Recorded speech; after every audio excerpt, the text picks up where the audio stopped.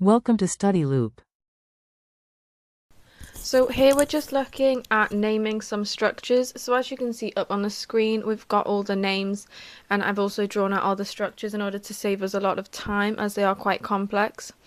So as you can see, our first example is 1-butyl 2,2-dipropyl cyclopentane. So when you look at drawing structures, the first thing I do is look at my longest carbon chain. So I'm looking at my cyclopentane. So cyclo meaning it's a cyclical. So we have a cyclical chain of 5 carbons as our base.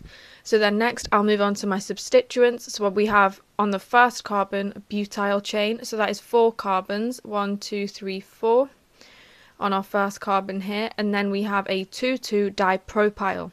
So on our second carbon, we have 2 chains of carbon that are 3 carbons in length.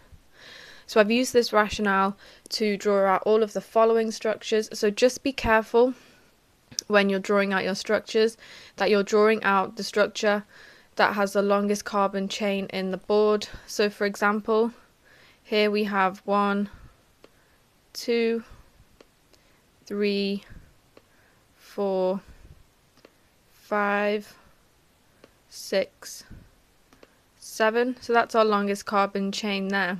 See, you may cut the chain short and assume that this methyl substituent is part of the longest carbon chain and that we have an ethyl substituent. However, that is not the case. We can have heptane rather than hexane. So then just continue with that rationale for all of the following examples. No matter how complex they get, it's very easy to decipher the name when you break it down.